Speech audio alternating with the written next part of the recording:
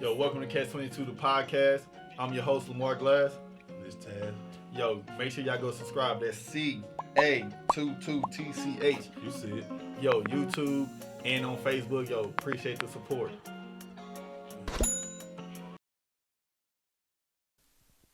Oh, what's going on, everybody? Yo, we finally here, man. Oh, yeah, we here. Ca22tch Podcast in the making. Yo, I'm excited about this, bro. Me too, man. But let me go ahead and do my disclaimers real quick. Okay. Yo, my thoughts and my views have nothing to do with the police department. Can we be clear on this? Is that the right thing? Is that a fair thing to say? That sounds good to me, man. So I want everybody to understand that. So let's get into it, man. I've been trying to put this together for what, about year and a half? Year and a half. And we finally gonna get this first episode knocked out. Oh, yeah. But I'm excited about this, bro. So what is Ca22tch? You know, everybody keep asking me that. Everybody keep saying, yo, Glassman, what does it mean? And yada, yada, yada. So I came up with this probably 2 years ago. 2 years. 2017, I think. Yep. So the point of it is we all going to catch L's in life, right? Losses, Mm-hmm. right? It don't matter if you're a good person. You can be the best person. You can be the pastor. You can be anybody. Yeah. You can be just the perfect Patty. Mm-hmm. You still going to face L's, right? That's right. And you can be the most negative person in the world Mm-hmm. and still catch an L too. That's right. So we all in this. So the thing about catching L, the people that are positive, Mm-hmm. they know how to deal with catching L. They build off of those. That's right. But the people that put the negative stuff out, Mm-hmm. that's consistently negative, they don't know how to deal with losses. We all gonna catch losses, but you got to build on those. So that's what Ca22tch about, and we're gonna build it on a community basis. So that's what we're gonna do. And I want everybody to take this journey with us. Be patient with us. You know what I'm saying? This is our first time. First time. You know what I'm saying? So we learning as we gonna go, and I want first y'all to time. learn with us, like for real. So Yeah. let's get to it. So everybody asked me, yo, Glass, you got funny cop stories? Yeah. So I got one. You got one? I got one. Let's hear it. I was a rookie at the time. Okay. My first time, I'm out by myself, right? So I'm excited. I'm this young cop at the time. Yeah. I'm excited. I'm running around trying to get all the best calls, right? Yeah. First one on the scene, everything. So this particular day, this call come out in South Dallas. Mm-hmm. The lady called about her fiance. He didn't put hands on her. Yeah. Domestic violence. Yeah. And my thing, we don't condone domestic violence. So I'm like, woo, I'm going, right? Yeah. Because it's a knife involved at this point. Yeah. So we going life inside. I'm weedy. I'm out here, right? Yeah. I pull up to the scene. Mm-hmm. It's a guy standing in the yard. Okay. He about 6'8", 6'8". 350. Oh, you bigger than me then. Yeah. So I'm looking at him. I get out the car. I'm trying to be passive aggressive with this man, right? In these I don't days, want, cause I ain't gonna lie to you. You I wasn't scared. Yeah. Okay, I was scared, You ain't want but no I wasn't smoke. scared, Yeah, right? yeah. So it wasn't the point where I was just like, oh my God, this guy is. Yeah. I was like, yo, bro, what's going on? He was Mhm. like, man, she in there tripping. I'm like, all right. I'm thinking he's my suspect, Yeah. but I'm not finna go toe to toe with this young man. Yeah. So he tells me, I'm letting you know now I ain't going to jail today. Yeah. I looked at him. You might be right. I don't know. Definitely This right. big dude, bro, like in the yard. Yeah. So everybody else is coming. It's like 4 or 5 police cars coming. Yeah. They pull up. They looking at me. You should have some confidence by then. Got backup now. Yeah, you would think so, Yeah. but no. Everybody looking at like, bro, we not finna go toe to toe with this man. Yeah. So I go in the house like, man, let me go talk to the lady. I go in there. She was like, yeah. She caught him doing something. Mm-hmm. So she gets a knife and throws it at him. Yeah. So I'm like, oh, you threw the knife first? She's like, yeah, then he grabbed me and threw me. Meanwhile, I can hear this dude outside screaming, I'm not going to jail. Yeah. I'm not going to jail. Yeah. So guess what I did? What you do? Hooked her butt up. You arrested her. I took her straight to jail. Yeah. That's the. That was the. Yeah. That's the She logical saved thing to us do that in that day. situation. Yeah, she saved us. 6'8", 300. Yeah. He need to be playing with the Dallas Cowboys. So not fighting no woman and nothing. Fighting me. You know? Shoot, forget it. That's true. You know, like, I'm not, listen, Yeah. it's rare that you see people like that. But it was the point that he was already angry Mm-hmm. about the situation. And I'm 30 pounds heavier than I was back then. Yeah. So I'm a little cat. Yeah. But that'll get your mind right real quick. Oh yeah. So I wasn't trying to be a police hero, but I took her to jail, and she was like, "Why you take me to jail?" Blah blah blah. Ooh. Yeah, listen to me, man. You can't be throwing knives at people. Yeah. I can understand why you did it though. Yeah. Because this man is 6'8", 300 pounds. Mm-hmm. But still, it's in the end of the day, you got to go. That's right. For my safety and your safety. That's right. So that's one of my cop stories Mm-hmm. that I thought was funny, but it was real. Yeah. Because a lot of people don't take that kind of stuff under consideration. Yeah. I'm not finna go hand toe to toe with this man. Yeah, he You know definitely probably would have been shot or something. The average person probably would have. Wouldn't even, you know, you 6'8", dude. Hey, I mean, listen, come out with guns drawn, you know. yeah, now he was mad. I don't know if I personally would have. I just knew that it wasn't a good idea for me to go hands on with this man at that point in his time where he was already angry. Yeah. But I still didn't want to show him that I was scared too, though. Yeah. Cause I be out here in these streets too. Yeah. Stop playing. Yeah, he would have had to catch them thumbs probably. After I seen backup, I would have got some strength from somewhere, you know. After I seen backup, though, you know. Nah, You know. nah. But I definitely took her to jail, charged her with a felony. Yeah. But no, A felony? yeah, family violence. Oh, wow. You can't just throw knives at people. Y'all hear that, people? Don't throw the knife if you're going to pull it out, you know. I ain't telling you to use it, but I ain't telling you to throw it either, you know. But she thought, and this is a lot of And then people she think. incriminated herself by telling you the story of what happened, right? She told him, but this Yeah. man was outside screaming. He ain't going to jail. Yeah. So I was like, listen to me, man. You gotta go. She's like, you gonna take me? Yes, ma'am. Yeah. Go ahead. But what I was nervous about too, though, to be honest, is me taking her to jail, Mm-hmm. and he get upset Yeah. about her. No, I don't take her either. Yeah. You know what I'm saying? Then we really have to go thumbs. Okay, so, you know, if he would have got to the scene and said, ain't nobody going to jail, what would you have done then? Somebody was gonna go. I would have had to listen. Listen to me. I wasn't the point that I knew I was gonna either take that L. Yeah. You know what I'm saying? It's gonna be a bunch of us on this big old dude. Mm-hmm. But I just didn't want to fight that day. I ain't had no energy to be doing all that, brother. Yeah. That's true. You know. Nobody got time to be doing that. You got a family to come on too, so Yeah. you did the logic thing in that situation. I think so. It depends on how my day went, though. I ain't gonna lie. After I seen What backup would you come- would have done in that situation? After I seen backup coming, you know, I would address the situation like you addressed it, but you know, him saying I'm not going to jail, you know, you don't make that decision. I'm the cop. I'm gonna make that decision. You know, I don't care how big he is. You know, that's why I got mace. I got stun guns. I got all the stuff I need, the training that I need to, to handle a guy like that. You know, But that's true. you know. It's all about time and situation. Yeah, too. that's true. You know what I'm saying? If you Yeah. already got this man that's upset, you know he gonna put up a fight. It wasn't about my ego at the time. Yeah, You know, it wasn't about me being. It was about me. What's the safest and the most productive thing to do? That's in true. That point. yeah, Because the goal is for nobody to get touched. yeah. Put people that need to go to jail in jail, Mhm. and let's go on about our day. Okay. So But when if I would allow him to be, well, I'm the cop. Yeah. Well, you gonna go to jail if I say you gonna go to jail. Now he gonna be like, So how was it though? Like when he's like, oh, I'm not going to jail today, or I ain't going to jail today. no, he was like, I'm not going to jail today. I ain't do nothing. I ain't going to jail. She always calling the police on me, Yeah. and I always go, I ain't going to jail today. Yeah. I And think was like, in that situation he was ready to die, but you weren't ready to kill nobody. Yeah. Something like that. you know what? At that point, I was trying to go home. Yeah. I understand. Like I said, you did the logic thing in that situation. You know. But- But like I say, the average cop don't expect that from the average cop. You know, But to me, honestly, I can sit there and talk to people for hours if that's gonna get them home. Yeah. If I'm gonna go home, you know what I'm Yeah. saying? It ain't about me rushing the situation. That's one thing about being police. You got to learn how to slow stuff down. Yeah. See, most people when they angry, they just want to vent. Yeah. You know what I'm saying? It's not really towards you, Mm-hmm. but we have to learn about patience. Yeah. You know what I'm saying? Most people sit there and they'll just scream and yell because they've been having so much in them balled up for so long, Yeah. and they finally get that opportunity to kind of express that. Yeah. You know what I'm saying? So Yeah. it'll be stupid of me to get in my feelings or my ego. Yeah. So if you done, all right, now it's my turn. That's right. That's And good. most people, when I do that, most people will calm down. They calm down and they kind of, oh, okay, I get what you're saying too. Yeah. But if we go into this yelling match and I get to, oh, no, I'm the police, Yeah.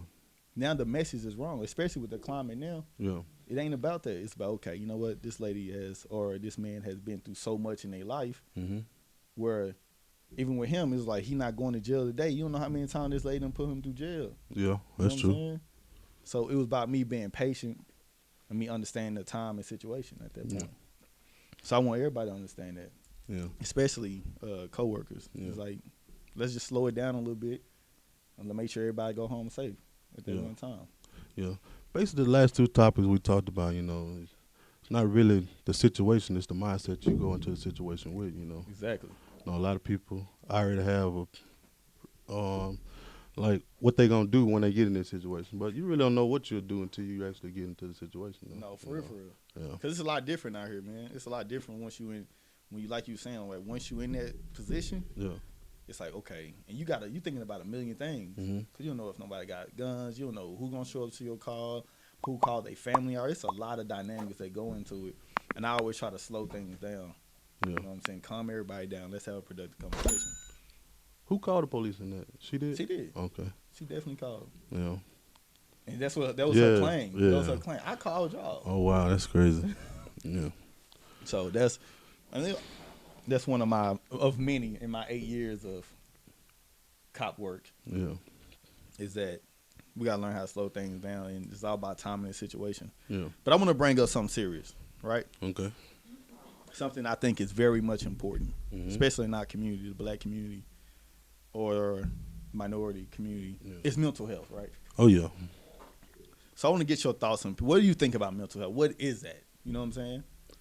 Well, you know, I often, you know, I think about this a lot. You know, a lot of times in the black neighborhood, you know, if a black kid, young black man shows his emotions, he's considered weak. You know, excuse my language, but you know, just they makes you seem like you less of a man if you show your emotions. So, a lot of black young men, you know, and women, you know, go through life hiding their emotions so long, and then it's only so long you can do that, you know, and that's kind of my outtake on it. You know, you were taught the wrong way, you know. Don't show your emotions because that's gonna make you weak. But you know, to heck with all that, you know. If you feel like you need to cry, cry. Yeah. You know, and I think that's the difference between how we're raising our kids now and how they raised them back in the day. You know, 'cause I know back in the day, like my grandfather, if I put on lotion, he'll call me soft. You know, so I mean, it's just Hold on. He'll call you soft for putting on lotion. Putting on lotion, man. What was his logic behind that though? He said, men don't do that kind of stuff, you know, because he was raised, you know, in the country, you know, kind of roughneck, you know. He was considered a working man. Yeah, working man hand, yeah. He was a mechanic all his life, you know, only like maybe not too much education, you know, but he was always taught, you know, a man provides for his family. So that's the only view growing up that I had, you know, is men work hard, they do this. So it kind of shuns down the rest of the stuff that men actually supposed to be doing, you know. Yeah, I really think we have been working backwards when it comes to mental health. Oh, yeah. You know what I'm saying? Mm-hmm. And a lot of people, especially in our community, like for me, myself, I go see a therapist. Yeah. You know what I'm saying? I have to. It works on my balance, especially with work and then coming home and trying to balance everything that goes on in my life. But especially being out there in the streets, you see so much of it. Yeah. You know what I'm saying?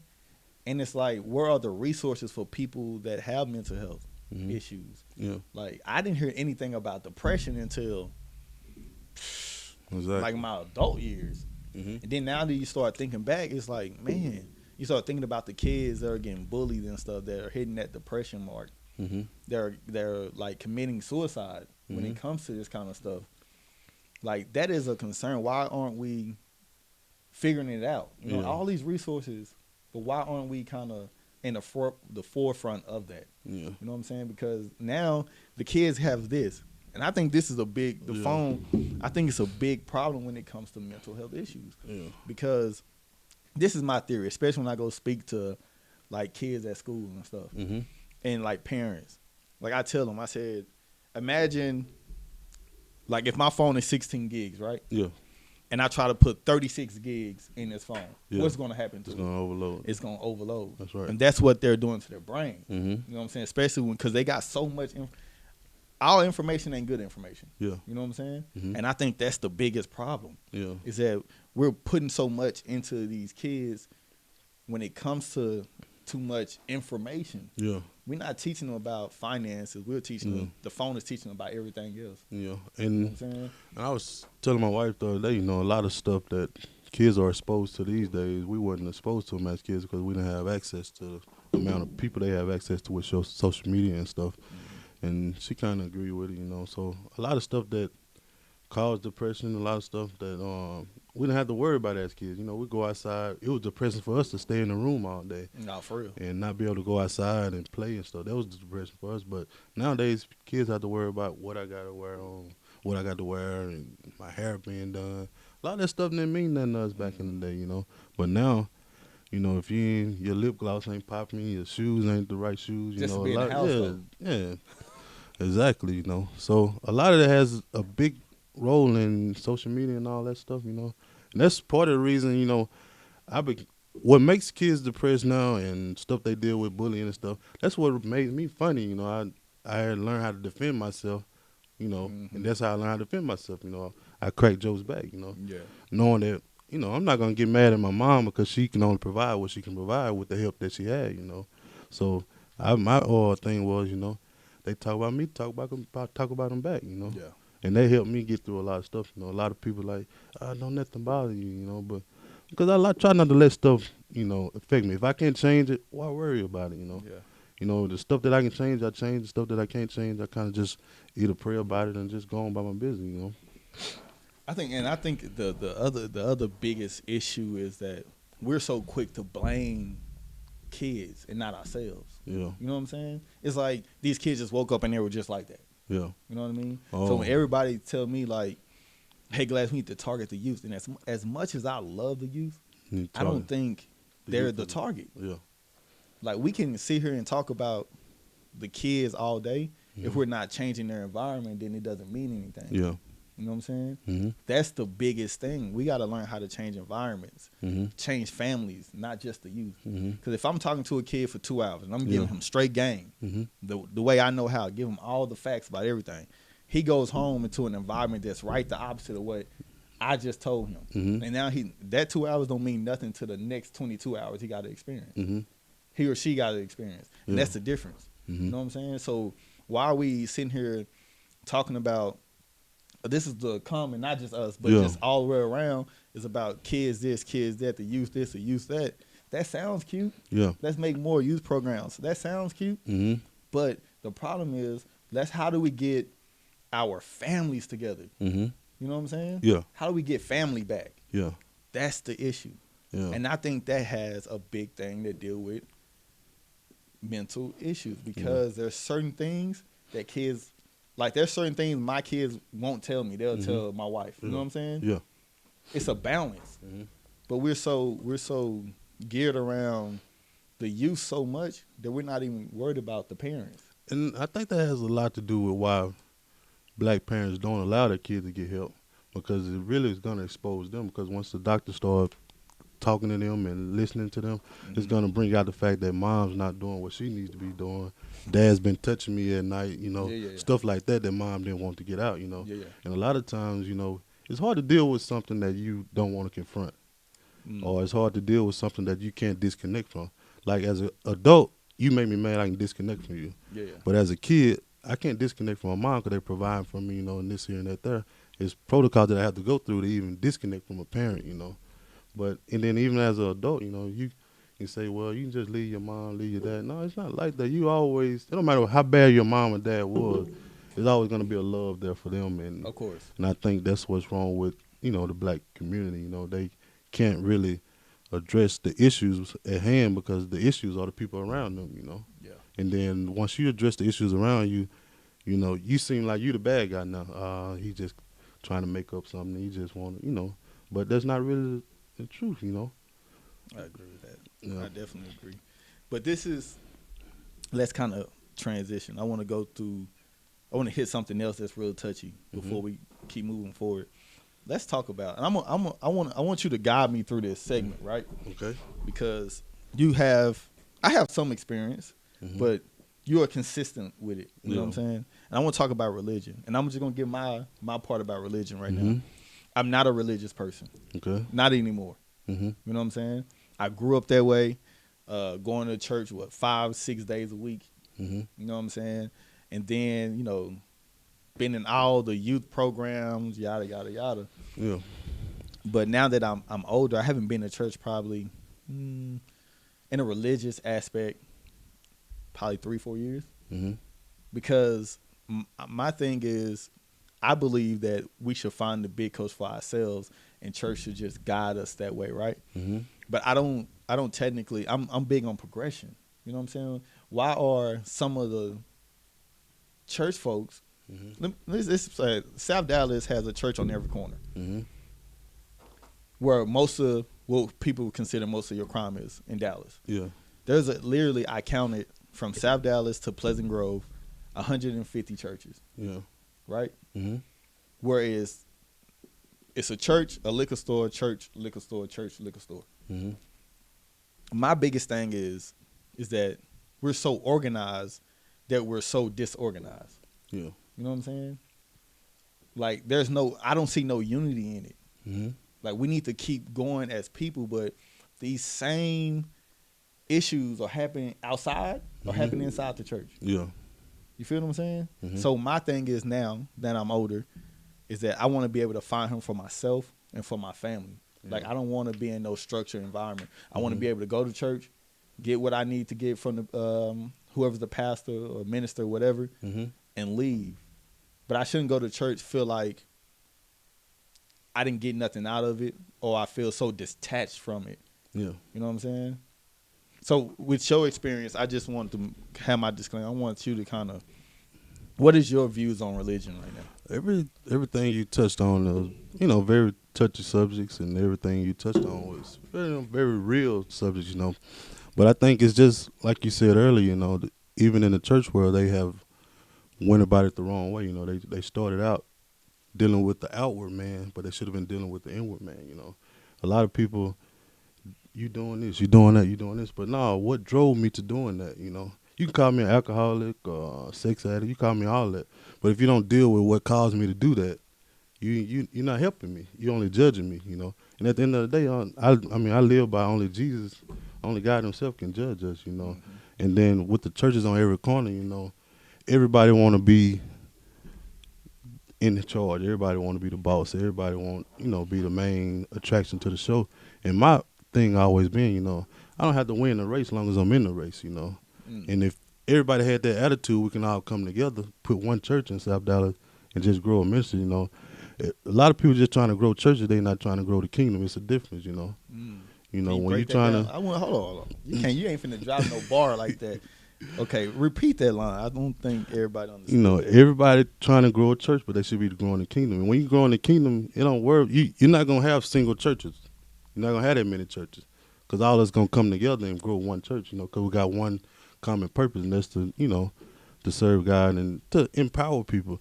And then a lot of these older, churches that been around a while, what they did worked for a season, but it's not working now. And they refuse to change the methods that they have to get the people to reach this generation, a lot of churches you go to, they don't have anything for the youth. They want to condemn everything that the youth do, but you got to talk to the youth. What can we do to change? A lot of people don't want to change. Yeah. And if you do any studies in the Bible, if you don't want to change, you really ain't no use for God. I mean, He can't really use you the way He wants you because your mind's not open to, new things and better things, That's and that was my whole point is that. Mm-hmm. You know what I'm saying? So many church, everybody want to be the boss. Yeah. You know what I'm saying? Yeah. And that's why I kind of detach myself from it. Yeah. You know what I'm saying? As much as I'm trying to get back into it. Yeah. But it's so many. I don't want to be structured. I just want to go get my praise on, Yeah. get my word in, and bounce. And a lot of that is they want to control the people. I say it all the time. People may not agree with me. Mm-hmm. I was not put here as a minister or whatever. I am a child of God. Whatever. I'm not put here to control anybody. Yeah. My God is give you what God gave me, and then God is gonna do. If any kind of deliverance, any kind of healing gonna take place inside of you, God's got to do it. Yeah. Not my scare tactics not gonna do it. None of that's gonna do it. You can scare a person into coming to church, but after that fear leaves, you don't have anything. People leave, go right back to doing what they've been doing. But if you allow God, give people God, and then it get on the inside of them, they're going to think about some of the decisions they're making. But if you just focus on the outside, what I'm doing, and not focus on what made me do it, we're not getting anywhere. That was good, right? Yeah. That was, and that's the whole thing of what salvation is. yeah. It's deliverance from the power and the guilt of sin. Feeling guilty. You know, Jesus paid the price for all that. Yeah. So why am I feeling condemned for something that I'm doing that, you know, in most cases I don't have no control over? The average drug dealer, the average person that does drugs, they don't want to be in that predicament. But life has given them stuff, thrown them a bad hand, and now they're doing what they're doing. But a lot of people don't want to deal with what made them do it, you know. Yeah. And it goes back to mental health. Their parents teaching them one thing and doing another thing. You know, you can tell me to keep myself, you know, till I'm married, but if you done brought 5 or 6 different men around me my whole life, men in and out the house, I'm going to eventually do the opposite of what you're telling me to do. Yeah. You know, but that generation, they tell you, don't do this, but they don't tell you why not to do it. They just want you to listen because I'm parent. Yeah. And that don't work with this generation. It don't work at all. Because 9 times out of 10, with all the access that they have these days, the kids are now almost smarter than the parents. So they can get away with stuff because they're just outsmarting you, you know. And that's why it's important for us to target families and not the youth. I mean, we still keep what we doing with the youth, but we're not focusing on families. All family programs that I have seen are not effective. It's for the single mom. Yeah. You know what I'm saying? Yeah. It's not for the joint family where the dad and the mama are together. It's not programs like that where we're actually helping, trying to build families. I don't care if it's mom, stepdad, you know what I'm saying? Whatever the combination might be. Yeah. But we need to get our families back together, and I think that's important. And I think in religion, I think religion plays a part in it also. And for the most part, you know, for years they've been trying to get the black dad out the houses, you know. Yeah. The study shows that when the black man's in the house, the whole church is way more grounded than when he's not in the house, you know. Like, I think it was like 80% of the time when the black man's in the house, if dad go to church, everybody going to church. Yeah. But if mom's raising the kids by herself, she may not have the energy to fight with you that Sunday, and she'll go to church by herself and leave you at home, you know. You figure it out. Yeah. And then vice versa, you know. A lot of people dragging people to church. And shout out to all my single dads, but too. Never, you know, you drug me to church, but church never got in me, you know. Yeah. You know, because I never fit in. I never, you know. Okay. You know.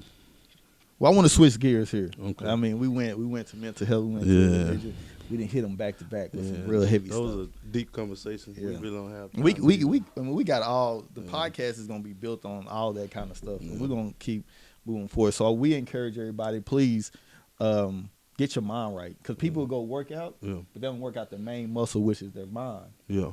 And I think that is important. You know what I'm saying? They'll take care they'll eat right, be vegan, and their mind all jacked up. That's right. You know what I'm saying? So it defeats the purpose. That's the same thing with money, you know. If you skip the process in life, you still ain't, even if you go to become a millionaire overnight and your mindset is still paycheck to paycheck, you still gonna be broke within a year. Still broke.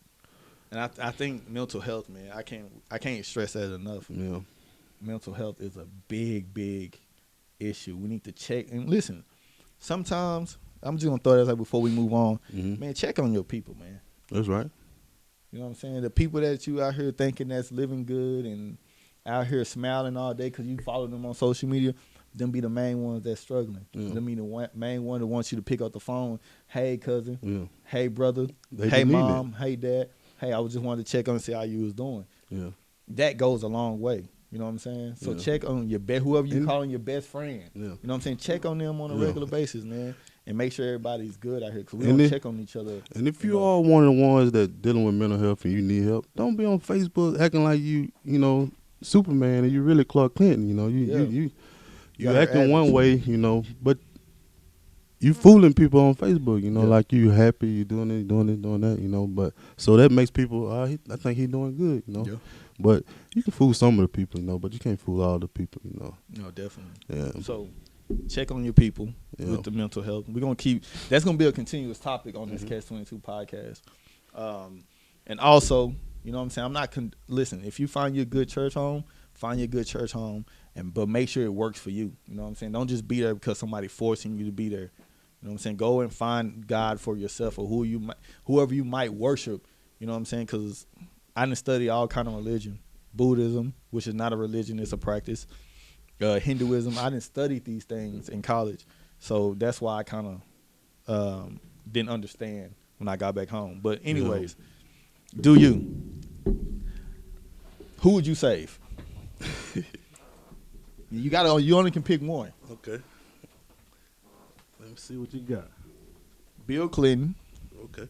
Or Joe Biden. And you gotta tell me why would you save one of these people? Just keep it 100. 100 with you. It had to be Clinton because I don't know too much about Biden, you know. So it had to be Clinton. But did you know that Bill Clinton signed an act while he was president that put a lot of black people in jail? Mm-hmm. Bill Clinton got a mixed son out there, you know. It's a lot of stuff, you know. What people do?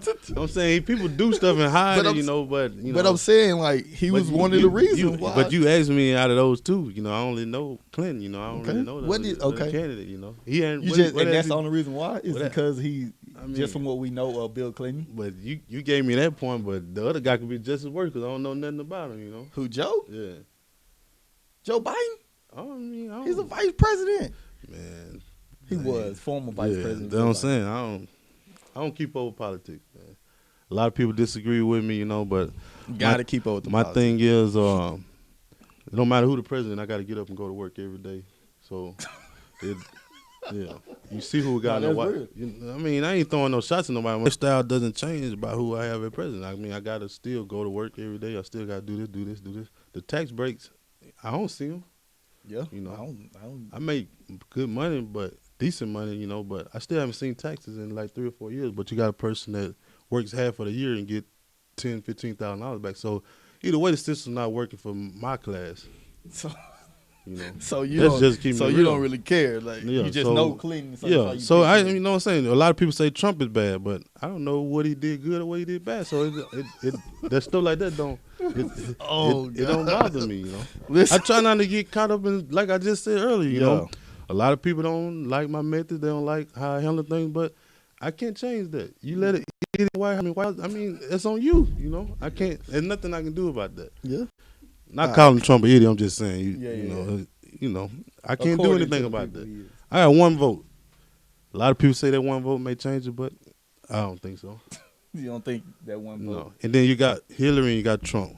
Who in the world you want us to vote for? I mean, who? You say, well, just make a conscious decision, you know.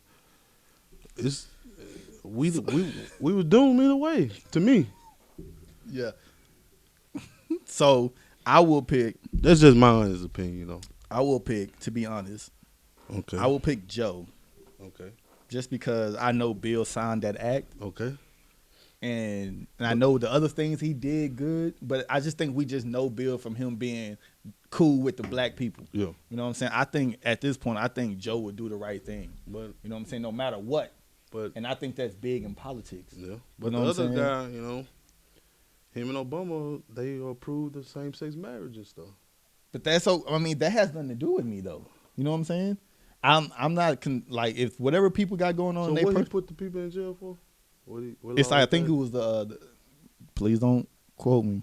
Yeah. But I think that we know how our facts ain't gonna be right. You know, I think you know what I'm saying. It was one of the 3 strike rules. Yeah. I think 3 strikes you out. Yeah. I think that's one he produced. And if I'm wrong, I can go back. See, I mean, that's what I'm saying. See, but it was one of those that incarcerated a lot of people. Yeah. See, that's where we look at things different. You know, see, you talking about free a person that killed this many people. I'm saying keep him in there. You know. No. It wasn't that. It was about when drugs was big. So a lot of people he put in there. It's like nonviolent crimes. But drugs were booming when he was in there too, though. That was the best time to sell drugs when Clinton was his president. For real. That's what I'm saying. That's not a good thing. But you know, that's just me. I think with Joe, we could. I think he has a better. I think But then you chose a guy that's the actual man in charge, and then you chose an assistant to a man in charge. So you don't tell him what Biden would have did if he got completely It's called the 3-strike bill. That's what it's called, the 3-strike bill. And he promoted it. I can agree with it. If you've been selling, come on, man, you selling drugs, you got caught. You sell drugs again, you got caught. Sell drugs third time. Some shit register in your head. I'm not a successful drug dealer. I need to find another occupation or something, you know. That's the way I look at it, you know. I say I could be totally wrong, you know, but that's the way I look at it. And this is what I'm saying. This dude, you look at how many people he done killed with drugs. How many your cousin he just sprung out on drugs. Just break it down the reason why I think it was a bad deal, right? So if I catch my first felony, right? Oh yeah. I got caught. Yeah. I'm a terrible drug dealer. Yeah. Right? And I catch my first felony. Yeah. Right? You know what that felony does? Yeah. You can't, once you catch it, you're not going to be able to go back and just get no job and live a normal life. You're a felon. Yeah. And that's the problem. Yeah. So now I'm like, man, I can't get no job. I got kids. I got a wife. I got all these things I need to do. Yeah. But I can't get a real job because of that one mistake. Yeah. Right? So now what I'm going to do? You know what? I need some quick cash. Bills due. I need to try to go hustle some money. Yeah. Boom. I get caught again. Yeah. You know what I'm saying? That's for me, it's by default. Yeah. Because I'm like this, I'm not saying it in a way that, like, the opportunities for felons are not there. Yeah. So if I got bills, I don't just, like, when your stomach in your back and your kids hollering that you gotta feed them, you're gonna get it how you live. But that goes back to what we talked about earlier. Say life dealt you a bad hand. You got your first felony while you was young. Your mindset has to change. If I can't look for a job, I got to create a job. I get that. So your mindset has to change. You know, it can't just, something got to trigger, I got to go make this money. No, I got to make the best decision, because just because you make quick money and feed your kids temporarily, you know, you go to jail for the rest of your life, you can't, somebody else going to have to feed them. But that's the thing for me. It's like, none of us are felons, right? No. So it's a lot different to say when you don't know. Yeah, when you don't know another way, you know what I'm saying? Your environment has shaped you a certain way. It's like, oh, I'm a felon now. Dang, I need to change some stuff. Blah blah blah blah blah. But it's not that easy. It's just me having conversations on the street with dudes that have done bids, and they're just like, man, I have tried to do the right thing. I have tried to create this, but I'm out all day looking for jobs when I can't get one because of my felony.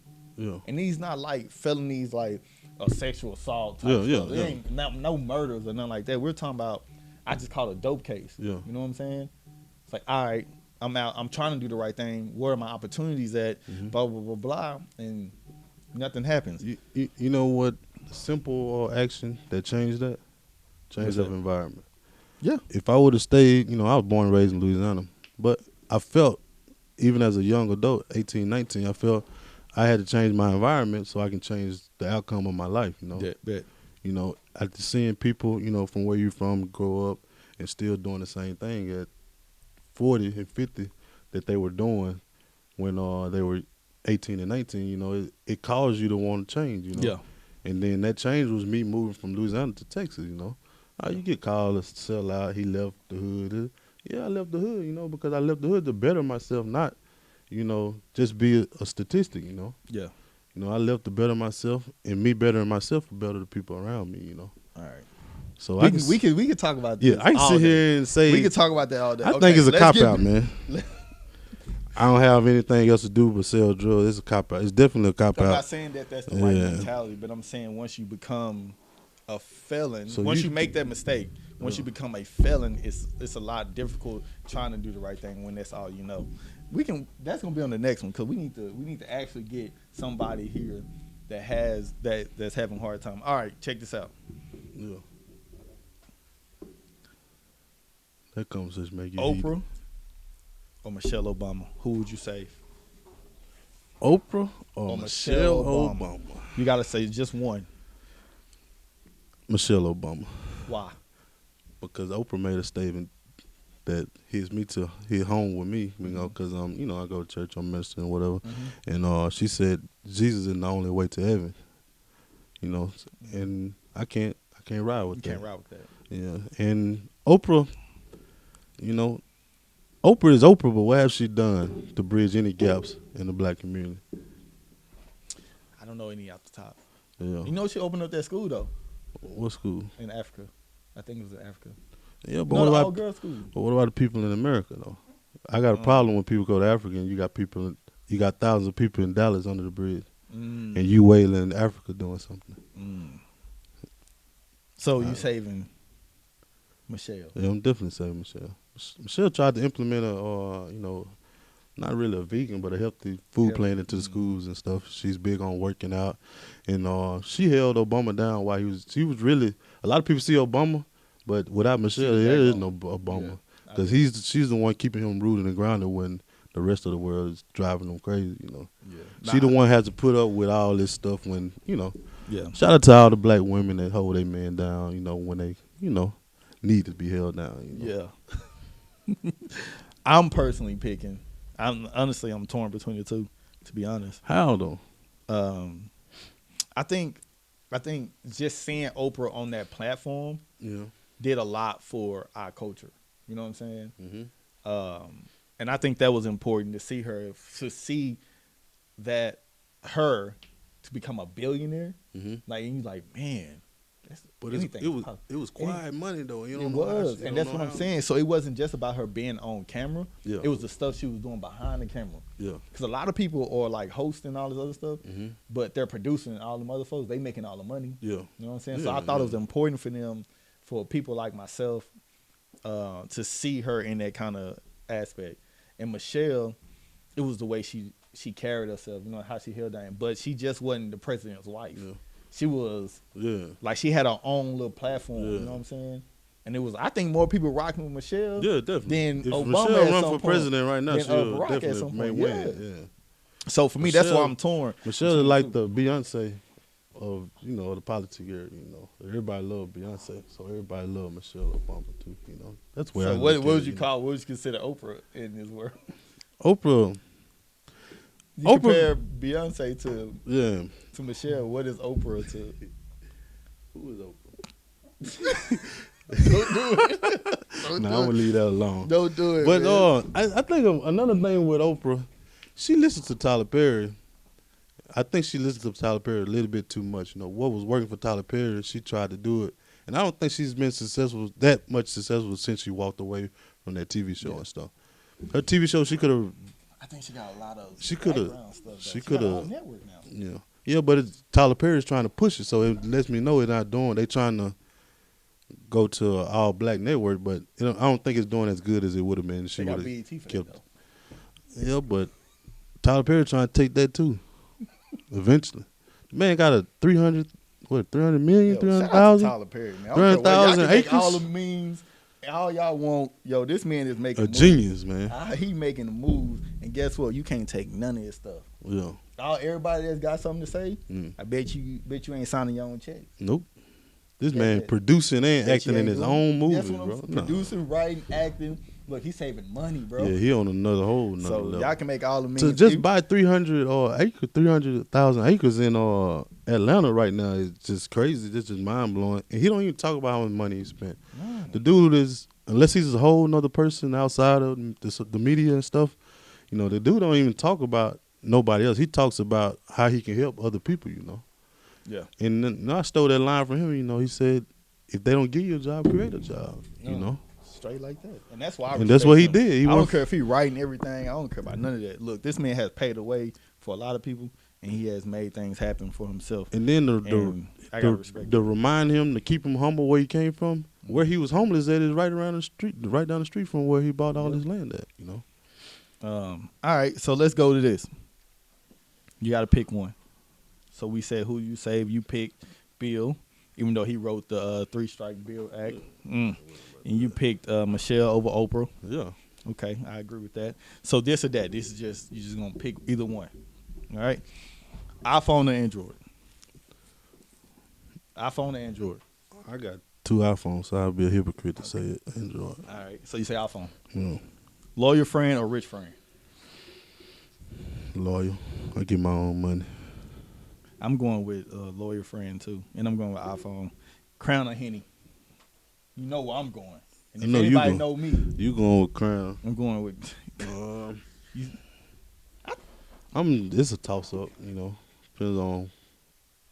I think Henny get you a little faster. It's a little bit more, you know. Man, I'm not messing. Look, Henny is because of what it means. It's Crown is way better than Hennessy. But if you pull up to the Players Club with a bottle of Hennessy, they may laugh you up out of that. No, they not. He may, you know. No, they not. Because you know what? Because people that listen, I'm finna get a lot of backlash. People that drink Henny is only because they see everybody else drinking Henny. It's not because, I think it tastes good. No, Hennessy got to look tart. It's nasty, bro. When I tell you Crown will get you down. See, Henny will have you on top of somebody's roof doing some crazy stuff. Maybe you want to fight in the club. Yeah. Crown going to get you down every time. It's going to be like, all right, I'm chilling. You know what I'm saying? Some people don't need neither one of them. You know? They don't need it. But I'm just saying, if you had to pick, if your life depended on it, I'm going with Crown Royal. I still go with Hennessy. Don't do that. That's love or money.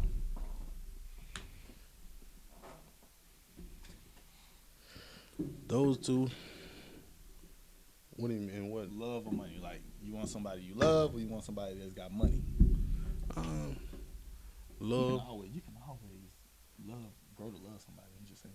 But I'd rather have love, genuine love, you know, because you can grow to love somebody. Really? Money is the root of all evil, you know. The love of money. That's so you put those two words in the same thing. The love of money is the root of all evil. Yeah. So but I'm not loving the money. But if I just go out with somebody for their money, I may be plotting in the back of my head how I'm gonna get rid of them so I can keep the money, you know. So I just rather, you know, grow in love. So you with took that to a whole nother. But that's what it leads to, greed. So you can never have too much money. What's your cap? On money? Yeah. There's no cap.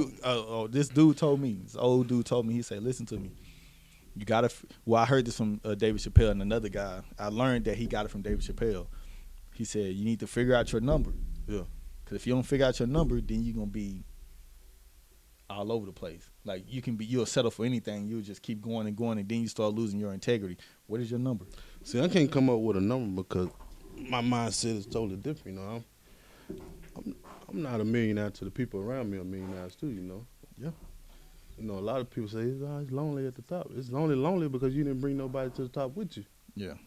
You know, so I don't have a cap. My cap is just everybody be around me and be, you know, happy, satisfied, successful, you know. That's how I am. That's all that matters to me. That's how I am. Like, for me, it's not about how much money I got. Yeah. It's about the people I'm around. Yeah. And if I'm comfortable and my family taken care of, like, I don't see me kind of like, let me be greedy. Like, if I make $1 million, if I'm good with $1 million, and all my people millionaires, I'm good with that. Yeah. But if I'm got 10 million and everybody I'm around poor, it don't work like that. Yeah. You know what I'm saying? So I think, so for me. And, you know, when you ask me a question like this to me, you know, just go back to my roots, you know, it just tell me, you know, what profit a man that gain the whole world and lose his soul, you know. So I'm real more focused on that than money and stuff. Because all that's going to come and go. Yeah, I bet. Most people that deal with depression and killing themselves are rich people. So so money really, it means something, but to me it don't mean too much, you know. Yeah. All right. I don't want to be broke either, though. Don't that's get what I'm saying. Like, twisted, y'all saying love, and you be out here loving each other under the bridge. Yeah, it's a lot of naive people out here. There's no way. If I can't support me, my family, my wife, you know, I'd rather not drag her into the situation, you know. Yeah. I tell a lot of married men, women, you know, until you know who you are, what your purpose is in life, you don't need to be dragging wife and kids into the situation. Because now you got to wing it and add more stress onto the situation because you got a wife and kid that's dependent on you. So know who you are and what you want to do. You know, that's just my take on it. You know, I ain't the smartest person in the world, but that's common sense to me. All right. So let's move on because we got to wrap it up here in a little bit. Yeah. So I got some couple of community questions, and they more cop related, but I still want to kind of like your feedback on them. It says your thoughts on how to have a proactive and community policing. How we can be more proactive in community policing. So this is my thing is like when I first became police, I thought that when I wanted to be the community police, I thought taking pictures with kids and, you know what I'm saying, pulling up and, you know what I'm saying, being this kind of person this kind of cop that I think if people see it, Yeah. they're gonna be like, hey, the police are good people. Like, look at what we out here doing.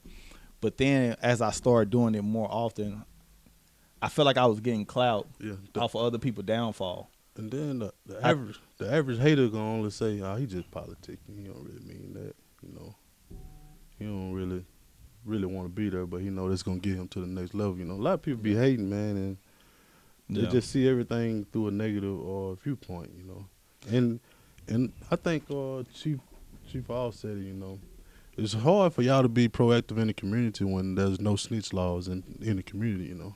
Yeah. You know, a lot of people, you can't even get information out of people because they think they snitching, you know. Yeah. Or if somebody see you talking to the police, you know. But in order to have some hood, that'll get you killed alone. Yeah, but I think the more in order to have proactive community policing, you gotta have people to understand what police do. You know what I'm saying? And I thought that it was like taking pictures, you know what I'm saying, giving people stuff and all this other stuff. But if I'm giving them like clothes and stuff like that and all this other stuff, that's not necessarily giving them the game about policing. Yeah. So now you'll never see me post about what I do in the community anymore. Yeah. Because I thought it was me trying to get clout off of people's downfall. Yeah. You know what I'm saying? I don't think as a police department we should do that. What I think we should do is go out here, give people the game on what policing really is, on how they can understand how to use 911 properly. You know what I'm saying? You can be anonymous when this stuff called. You can do your own police reports online. You know what I'm saying? That's getting people to understand that's community policing for me. So to be proactive, us pushing out that kind of information where you can be productive in your own community and understand what police officers actually do on a day-to-day basis, like getting ride-alongs, coming to the station, asking questions, stuff like that. That's community policing for me. Yeah. Getting out the car, knowing who Miss Johnson is, who's been living here 35 years. You know what I'm saying? Yeah. Knowing who the grandma of the neighborhood is, like stuff like that is important, and that's how we get more actively community policing. Yeah. And people they'll vouch for you. We don't have to sit here and vouch for ourselves. Like I think that's them days are over. Yeah, most people only go off of what they were taught. They don't do no research, no nothing to figure out if are these facts or is it just fake news like Trump said, you know. And a lot of stuff that goes on that we judge and say stuff about, it's fake news and not even really what's going on. I know a lot of people post articles on Facebook. The article would be 10, 15 years old and you posting it like it happened yesterday, you know. Yeah. And another question was, how has being law enforcement changed you? Man, what I thought the world was before I was police is totally opposite. Yeah. Like I grew up in what we consider the hood, right? Yeah.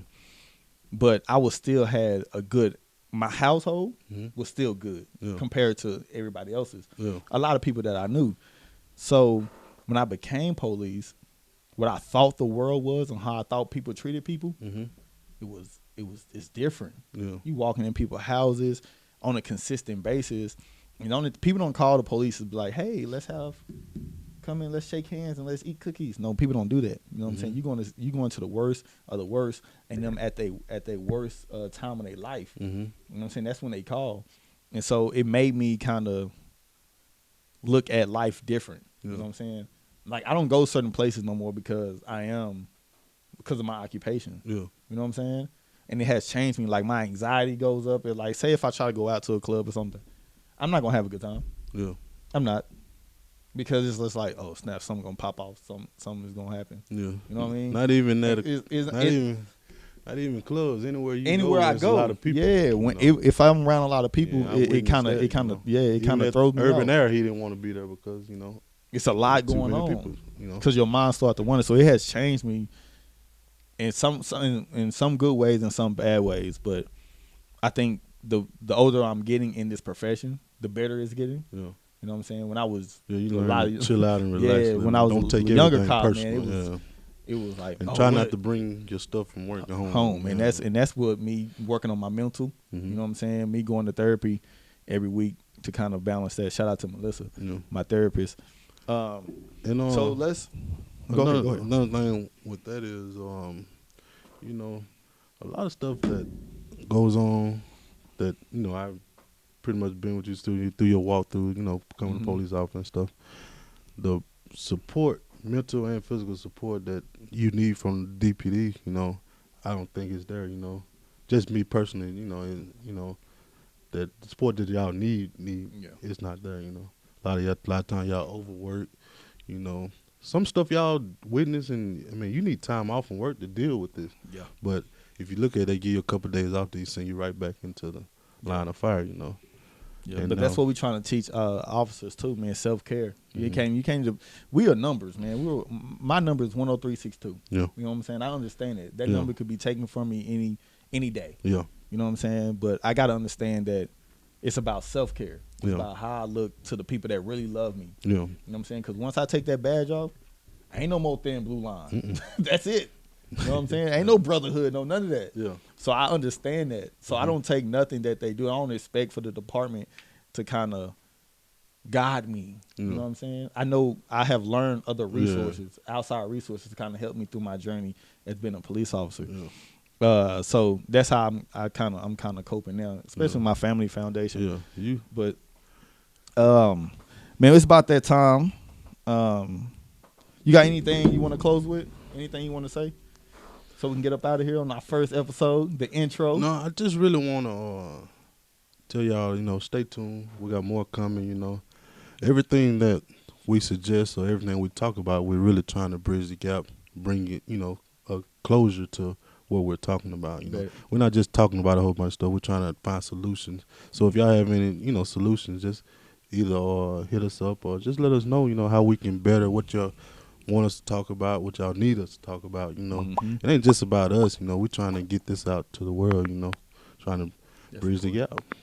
And that's important, man. I'm big on relationships. Mm-hmm. You know what I'm saying? I'm big on asking questions. And I think this is going to be our platform for not just our people, but for the world to see what this is going to become. Yeah. And I think this is the community-based podcast. It's going to be for the people. And like Tazz said, I want you guys to comment below. I want you guys to give us your thoughts, what we need to work on. Mm-hmm. You know what I'm saying? What we need to do better, who we need to have on the podcast.